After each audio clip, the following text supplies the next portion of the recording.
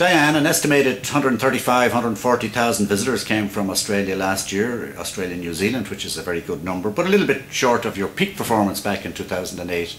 How are things going this year, and do you think you'll be back near that peak performance? Things are really good this year. The last quarter of 2012 we finished off as a plus 30% on the previous year, so we're heading in the right direction. Absolutely. And the first quarter of this year, which obviously isn't our peak time, is up 21%. So I'm very confident that we'll actually hit those peaks of 2008. Yeah. We get about 10%, I suppose, of the numbers that go to Britain. They get about 1.2 million, 1.3 million, 1.1 million from Australia, about 200,000 from New Zealand. How do our figures break down as between Australia and New Zealand?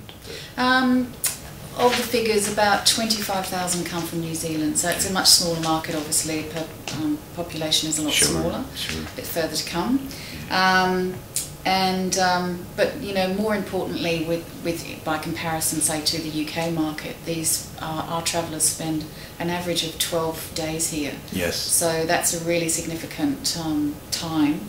And more importantly, they travel around the regional areas. So for a regional island and all of the island of Ireland, Australian and New Zealand travellers are pretty significant. And of course they spend a lot more, don't they? Yeah, they do. We're definitely big spenders. But they're not flippant with their money. They like the quality and value. So they'll definitely spend part with their money, but they actually want good quality and good value. Sure.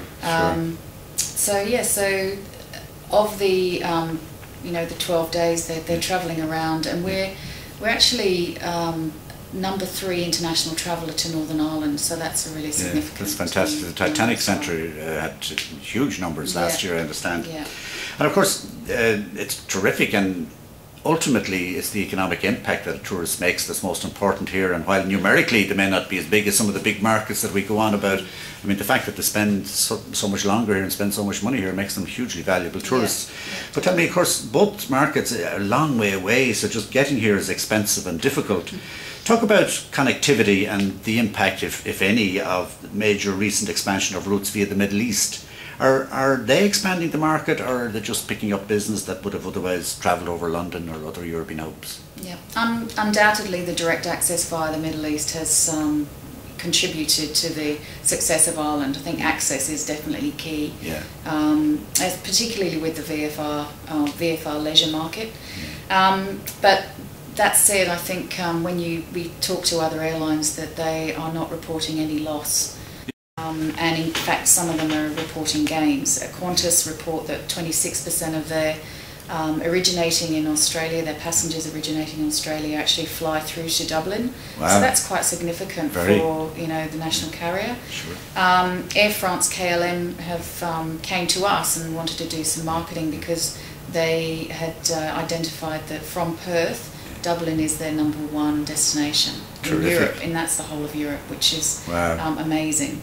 So that's clear evidence that travel to Ireland via London or continental Europe is still significant. Sure. And obviously the Middle East flights are very successful. But my focus really is to get additional capacity on those routes, because we really need direct into Ireland. But that said, a lot of people coming from Australia, Ireland is not their only destination. That's right, of course. Yeah. So there is a lot of market opportunity to be picked up from those continental Europe and the UK.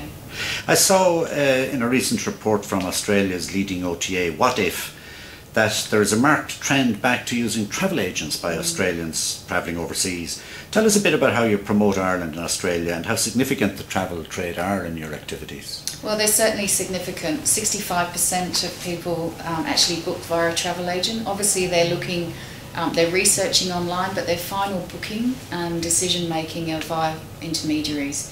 So it's really important for us to get the travel consultants to become advocates for Ireland. Sure. For those travel consultants to suggest Ireland in a bigger European itinerary. And we need them to share the time in that 3 or 4 week itinerary, so Ireland becomes a big part of a European vacation. And of course we're in competition with the Scotland and the UK, France and Italy. But those areas have seen a little bit of decline from Australia, so I think it's a really key time for us to pick up those extra passengers. Sure. There's been, and of course there still remains, significant immigration from Ireland to Australia in recent years. Apart from helping the VFR business, does this have any positive, or does it impact in any positive way in promoting Ireland out there? Yeah, I think it's definitely, on the whole, it's positive.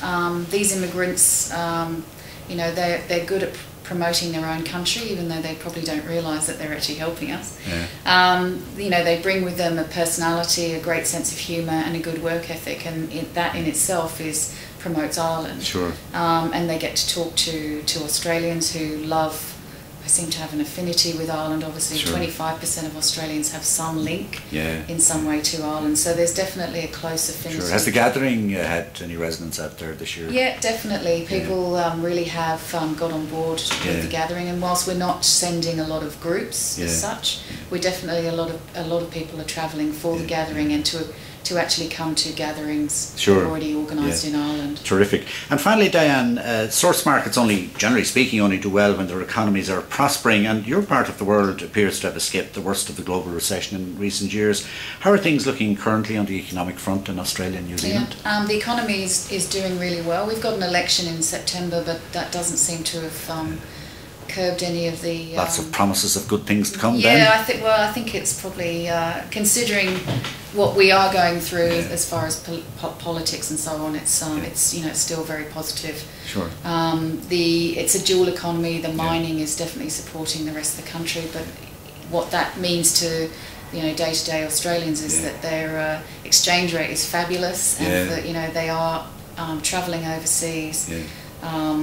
A huge increase in overseas travel, so domestic travel is dropping, unfortunately, for Australia, but definitely for us overseas markets it's great. That's terrific. Well, thank you, Diane. That's great. It's encouraging to talk about a market where there's so much positivity coming from, and thank you for all your hard work out there for us. It's appreciated. They're great visitors, so we can't see enough of them.